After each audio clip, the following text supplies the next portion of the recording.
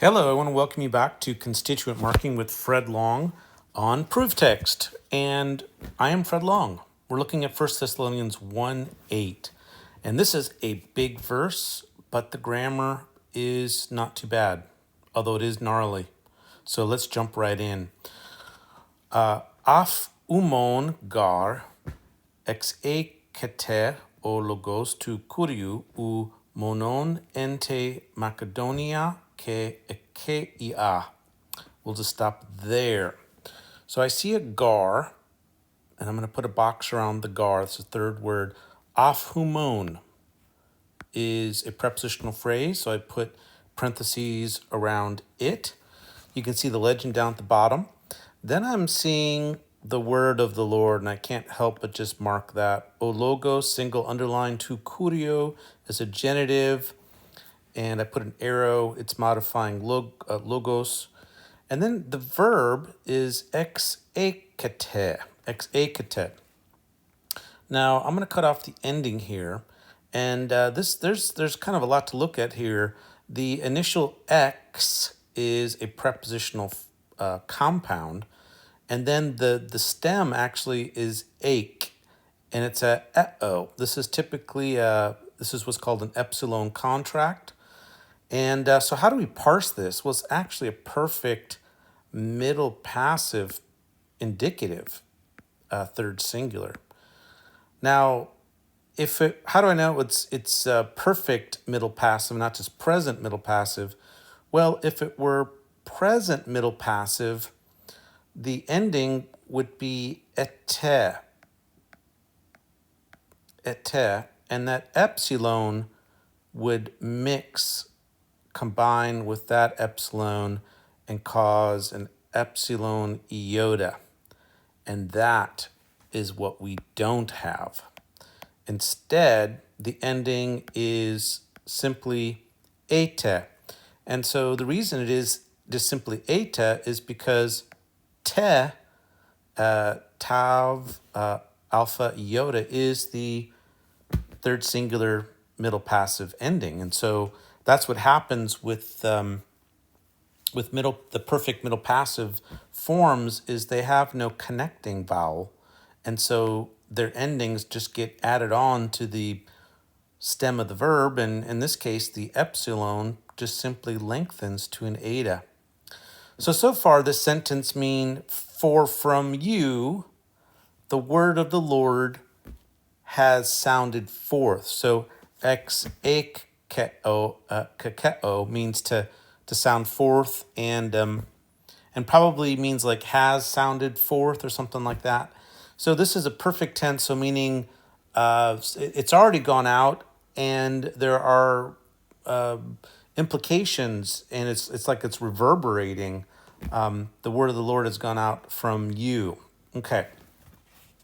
And then we have an monon. Now this is an adverb, so I'm going to put it in dotted boxes around umonon. So not only, and then I have an ente Macedonia ke ekeia, and those are regions. So in Macedonia and Achaia, these are neighboring regions in Greece. Macedonia and Achaia. So not only in. Now, whenever you see a not only, you're going to be looking for an Allah. And that's what we have there, al. So I put a box around Allah. This is actually a correction. So not only in. So in this case, what's corrected is that there's not a restriction in the spread of the word of the Lord having gone out from you, that is from the Thessalonians. But in pantitopon, in every place, so parentheses around in pantitopon, in every place, a pistis, single underline, umon, your faith. So a pistis umon is your faith, but now look what happens. You got an a, which is an article, and this tells me that the following, pros ton theon, is a prepositional phrase, that is being put into the second attributive position. Now, why would someone do that? Because you don't need it. You don't. This a here is not needed. You could have said a. You could have said a pistis umon proston theon, but Paul added that extra a there to stress it. To stress it. To stress the directionality of their faithfulness, of what they've believed. And so indeed, that's what's being stressed is their faith, their trust in God, with God, the one God. And this is so significant because Thessalonians lived in a very pagan part of Greece. In fact, something that will play a role in understanding something later on in the book, we'll get there, meeting the Lord in the air. The bay, the harbor at Thessaloniki, overlooked Mount Olympus, the mountain of the gods. So this is why it's so significant, is that they placed their faith in God, with the one God.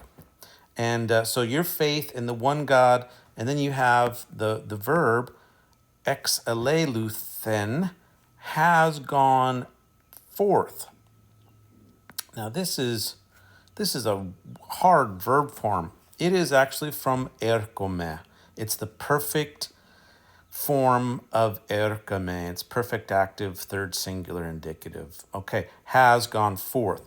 So this verb, the verbs here in this verse, you have two perfect tense verb forms. Okay, so but in every place, your faith in God, with God, your faithfulness towards God has gone forth.